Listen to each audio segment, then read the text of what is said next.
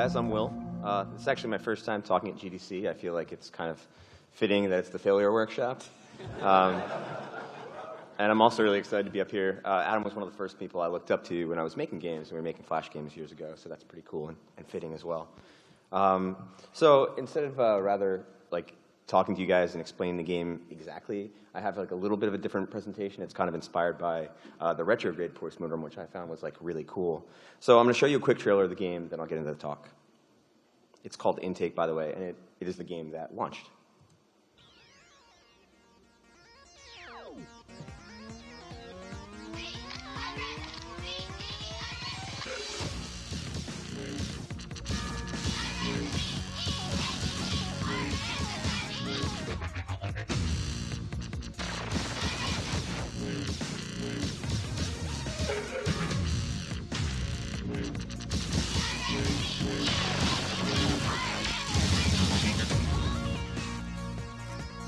So that's kind of what Intake looks like. It's pretty fast. It's actually really, really fun. It sort of looks like every other game you've ever played, but with drugs and Doug's death.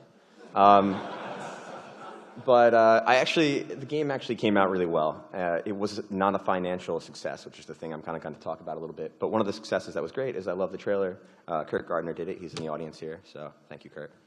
So I'll talk a little bit about do a little quick forward here. So I find that people normally see postmortems when they're doing them themselves on their own work kind of dull, boring, and somewhat monotonous, which honestly they sort of are. But I also think they're kind of important and can be really wonderful. In this case, I think they're kind of tragically beautiful. And like all creative visuals, probably a lot of you in this room, it's also really easy to fall in love with your work. This story, like so many other stories, is about a boy who loves a girl and also loves a boy. So the title of this talk is Intake, a Postmortem Love Story. It's a story of young love, bad timing, terrible expectations, and how I basically ruined two of the best relationships of my life so far. So who am I? I'm William Stallwood. I'm really handsome. I look like that. I'm the co-founder of Cipher Prime and Deep Dark Hole. I run Philly Dev Night and the Geek Awards. And I'm also running the co-working space in Philadelphia. So I kind of take on too much. I'm a designer, a developer, an adventurer. But more importantly for this talk, I am a lover. So that's me, so you can kind of understand where I'm coming from. But more importantly, who is Intake?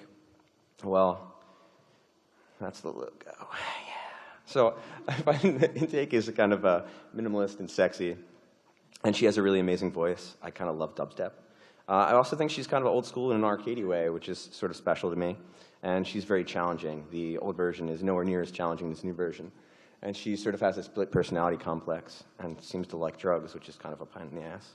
But she's adored by those who love her and know her. She's also pretty aggressive. She's also been the recipient of a few awards, including an Apple's Editor's Choice Award. I also think she's kind of unique, in this case, like an alien snowflake. But most importantly, she's also one of the great loves of my life. And I'll get into why in just a second. So how did Intake and I meet? Well, we met back in college. It's kind of the old story, like you're learning games in college. It was a Flash class, actually, doing ActionScript, which I still love to this day. I think it's really fun and exciting. It's this cool little pairing of design and development, and it's really quick and easy to prototype. And Intake was the first game I ever made solo, so you can kind of understand how that means a lot to me. And going back to it years later was pretty impressive. We even learned database work together. And at the time, her favorite colors were blue and orange. And she loved Ikaruga and was really a really big fan of Quake. Very big fan of Quake. She called herself BBO, short for Blue Blast Orange. I'm not really sure why I picked that name. It seemed fitting based on the influences. The whole relationship was kind of experimental. We were both beginners, and she let me try new things. It was pretty intense. It was like a 3-month hot, passionate romance that kind of ended really quickly. And we fell out of touch for about 10 years. So let's get to Auditorium. It's really interesting because this is another game I'm going to introduce you guys because I said it's a love story about a boy who loves a girl and a boy. So in this case, this is Auditorium. Auditorium has been a really long-term relationship for me, about 6 years now. As you can tell by this heart, he's kind of like the strong, sensitive type, you know? And he likes games with no right or wrong answer. He's kind of philosophical. He adores classical music and light paintings. And And he also sort of makes my heart flutter like butterflies. I don't know if anyone's actually ever played the game, but it's like a shit ton of particles that fly all over the place. So it's kind of like a cute little thing. Anyway, he won a bunch of awards too. In his youth, he won a Webby Award, MTV nominations, was at IndieCade a couple times. But the thing that's important about Auditorium to understand about this relationship is that it's kind of made me the man I am today.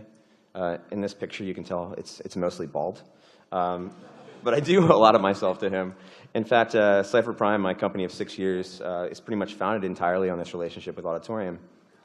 And at one point in our relationship and making games for all these years, and we've made a few, Auditorium was like, yo, I really want that White House, that picket fence, and that nice fancy car. And who am I? I owe a lot to him. And I thought, I should definitely try to give this to this relationship. So, like everyone else in this room, I turned to Kickstarter. So if you want to support the talk, let's do it. We were also one of the first companies asking for real money. It was before the whole Schaefer incident, and the audiences kind of changed, and things are a lot more different than they are now. So we did succeed. We actually hit our Kickstarter goal, and I think it was sort of a success. And I say sort of because now we have like 2,000 relationship counselors who seem to spend most of their time making fun of our love. And I don't know, the funding paid for the rewards, but mostly that's about it. And didn't leave much for us to cultivate our family, per se. And they still judge us constantly and rarely support us. So it's hard. The people who are really supportive really don't tell you they're supportive. And they are. They're very supportive. So in fact, it brings me to a lot of shame, because when somebody says something really nice about Auditorium, I almost cry. So that's sort of a problem. And this is kind of like all the different ways in which people can complain and also love you for, which I think is kind of interesting. And at the end of the day, it kind of gets me to this point where I feel like loving shouldn't really require permission of an audience, but I feel like it's also the times we live in, so you have to embrace it. So we'll get back to the whole intake thing. So obviously I rekindled this romance with intake. We talked about the 10 years. So I ran into her in the street. And you never really forget your first love. The first video game you make is normally pretty important in your life. And for me, it wasn't just I made the video game. It was the full video game. I felt like I got it right the first time. That may or may not be true. Judging by the financial success, it probably wasn't. But I thought I was more mature, and both Intake and I could take all these experiences over the years and kind of put them back together, show each other how much we'd changed. Apparently, I haven't matured, which is sort of the problem. But I'm 30 now, and I'm not 20, and at least I feel like I look better. And Intake got a facelift too, which was pretty cool. And we used to spend a lot of time in the arcade, and I kind of wanted that back. And we talk about the challenge. So BBO is the original game. This is a very accurate graph. I used real data. I thought, rekindling this relationship, maybe we can do long distance this time, maybe in the form of online multiplayer. I wanted to hang out with our friends together. And she was pretty inspirational. She wanted to work with Valve and Apple and Google, and to me that was pretty cool. I'm like, oh, let's do it. It was emotional for me. I'm not sure if I was chasing lust or passion or some forgotten youth of how to make games and fail at them. But the real truth of the matter is I was also kind of running into a financial wall. And she happened to be a financial consultant, so what the hell could go wrong? So let's talk real quick about cheating. Going back. Did it work? Whatever. That slide says cheaters suck. So I felt like a cheater for a lot of this, because obviously we're talking about Auditorium in this relationship. That's a really long-term thing, and I'm having a fling with Intake over here. So I felt like a cheater the whole time. And the truth is, the relationship with Auditorium was really rocky. When you work on any project for that amount of time, it gets really tiring, and the emotional damage is pretty high. And we never really had a monogamy talk in the first place, so I feel like it's kind of okay. But I always felt real guilty about the whole scenario. And unfortunately, he wasn't really a very good provider. So what ended up happening at the end of the day was that I needed Intake, but I felt like I had this huge responsibility to Auditorium. And it was really emotionally damaging, and I felt like I was really never giving 100% to anything. And we had a whole team. Obviously, it's just me. There was 5 of us. So there's a lot of money that goes into our projects, and we had to split our team up. And if I was, I was being honest with everyone, doing the Kickstarter updates and everything the whole entire time. I'm telling people exactly what's going on. I'm working on Auditorium. I'm trying to working on Intake. And I always felt like an asshole, honestly. But the fact of the matter is we had no money, and we needed a way to make this game. And that's one of the things you kind of have to deal with when you're running a company, and it sucks. And So that's one of the things that I wanted to get to here, and kind of like compartmentalizing those and dealing with that. So when I get to that point, here's like putting food on the table. That's a cow. And obviously, I was juggling relationships. I don't think it's really a good idea to be doing multiple projects, and it's one of the things that I want to take away from this. I wasn't really able to give 100% to anything. We'll get to it in a second, but you also probably shouldn't date 2 people at once, so I'm not advocating that to anyone in the audience. I was also really afraid to talk about intake because we had duet going on the whole time, and because of my feelings of feeling like a cheater, I also felt like anyone was going to judge me, including my friends who actually knew the financial situation and what was going on. The Kickstarter did just pay for itself. It didn't really pay for the development of a game, and it felt like, especially the audience of Kickstarter has changed quite a bit now, but back in the day, it felt like you were buying the game and the expectations were a lot higher. Like, game should be made right now. Where is it? So intake has launched, and I come back, and immediately right after it, I had this feeling of unrequited love. It's all her fucking fault. God damn her. Was it her fault? I don't know, but it was her fault for this bad press coverage. It was her fault for the financial failure. It was definitely her fault for the scope changes and the poor platform the poor platform holder engagement and the poor launch week awareness. But the fact of the matter is, when I look at it, it's my own fault, and that's okay. But I also don't think that that's really constructive or helpful at all. I spent a lot of time thinking about faults. Like, we had a whole team. It's like, man, why couldn't you finish that in the deadline, blah, blah, blah, blah, blah. It actually really doesn't matter. I think that, you really should never be looking at faults when you're making a project like this. Adam's talk's really good because he's talking about the constructive parts of design. I think that's, if you're going back and you're doing these postmortems, failure is really important. The way you look at them is really important. So kind of looking at your own personal failures is probably not the right way to do it. You should be looking at and analyzing why those things happened. So really don't blame yourself. But let's talk about what intake deserved. This is kind of also a very accurate graph of how much time I was spending on one project and the other. So the white part is kind of me working on intake. But I make games now, and I also run a company. These are a list of all the things that I don't know how to do that I kind of got into. So management, scheduling, accounting, budgets, and delivery. I really wanted to make games like everyone else in the audience, and now I run a company, and I realize that 90% of the time I'm doing things that I have no qualifications whatsoever to do, which also brings me right back to fear of judgment, and I don't even want to admit it half the time.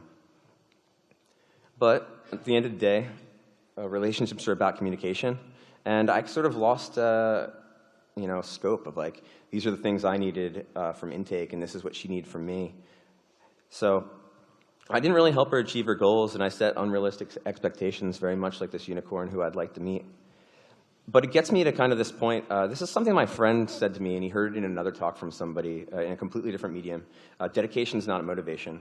I think this is one of the most important things I've ever heard. For instance, intake would ask me to go to the movies, and I was too busy. She'd ask me to hang out with friends, and I just wasn't in the mood. I should have helped her probably with that level editor earlier when she'd asked me to. And maybe I could have helped her with that online multiplayer project she'd begged me to do for such a long time. And it ends up at the end of the day that she wasn't really a good financial consultant after all. But that's okay, I don't blame her. But let's look about doing it all over again. I don't think that intake was a failed product at all. In fact, I think, looking back on it, I'm really, really excited. I do think there was a total company failure. We had some really talented people, and managing them, I put the wrong people doing the wrong tasks. I had this really passionate game designer, and I had him as the team lead, but he doesn't really complete things. And I also have the guy who's the really amazing developer, but he's not as design conscious as the other one. But I got one of this really creative game, so I'm like, all right, well, creative dude is going to be the team lead. I probably should have had the guy who's amazing at finishing things being that team lead. And that's kind of poor management decisions that you don't really think about because you're a game developer, you're not really a manager. But that's okay. I probably also wouldn't do Kickstarter ever again, certainly not without a product finished. This is a really good illustration slide. I love this slide. I'd also be more honest about myself, about my expectations. And I'd kind of see what that whole taking a break thing would be all about. I would have put Auditorium aside for this short amount of time to do intake. The original timeline was supposed to be about 3 months, and it ended up taking almost a year. And that's one of those things you say to yourself all the time. You're like, oh, I'm just going to make a quick game. It's going to be great. It's going to get me out of all my problems. I've never completed a quick game. I don't think it exists. I think any project is going to end up being a year. It'll be like a little project with like blocks, and then it takes forever. I'd probably sleep a lot easier because I wouldn't get the amount of hate mail that I get for the Auditorium Duet Kickstarter. And I'd probably change my relationship status from it's complicated on Facebook. And as I said, I don't think it's a total failure. I just thought that I could love a little bit, and apparently that's just not the way that I do things. And Intake needed a lot more of my time than I could give her. And I would have given her dedication at the end of the day. I think that would have really changed the entire game is kind of giving the online multiplayer. And the thing is, we actually built it. We got to the point where we had built it. And the only difference between BBO and Intake, other than the facelift and the OSSIG Dove Stack, is that it was going to be really competitive head-to-head. You know, the idea of taking a really simple arcade game and really blowing it out. And that was kind of like the final finishing touch that was very, very close that we cut. I would have gone back and finished that. But at the end of the day, it's never over. Auditorium and I are still working things out. It feels quite like this. My expectations are pretty low this time. And so you guys can kind of see an idea of where Auditorium Duet is right now. She's pretty beautiful, and I'm really happy with the game. She's certainly not a financial consultant, doctor, or lawyer, so I'm not really thinking about that this time. I'm still clearly in the friend zone with Intake, but you know, maybe we'll get back to it someday. And I really do think the whole thing was great. Intake taught me how to make games. We experienced life together, passion, hope, and pretty much everything else you could hope to from making a game. I learned how to code, do business, marketing, and also design. And more importantly, I got the chance to love, and I think this is like a really good takeaway from making games. And I hear like a lot of times, you know, for instance, we have a 100% user rating on Steam, which is pretty incredible. So I know that Intake is loved by many, so that makes me feel pretty happy. And I think everyone grows. You kind of like look at these things and you look back. So this is like a little different talk than Adam's, obviously, because we're talking about the emotions of all of it. But most things, it's about timing. Passion doesn't last forever, so push through projects. It's never going to be daisies every single day. You're never going to wake up every morning and be like, oh man, I'm so excited about my game. Hard work is really important. I also think that you should screw blame and just never do it. Forgive yourself, forgive each other. We're all people, and at the end of the day, we're trying to do this thing, and you have to take care of yourself. It's all going to be okay, and I think, you know, if you're going to juggle 2 relationships, maybe take care of yourself so that you can lift these people up. So I have the final 3 that you give in every talk. The first one is execution, not ideas. Ideas are important, but they really don't have any weight. The way you execute something is really important. If you want to call it juice, whatever. Dedication over motivation. You're not going to feel inspired every single day, so I don't really think you should just go out there trying to find it all the time. Maybe hard work will push you through a lot of the times. Maybe it takes more than a year or so. I don't know. Love, not regret. I'm really happy with the whole project, and while the postmortems are typically sad and you're always looking at the negative things because that's where you kind of get the meat of a talk, I'm really happy doing Intake, and I thought that the project was amazing, and I would really never trade it for anything. And at the end of the day, Intake will always have Paris. So thank you, guys.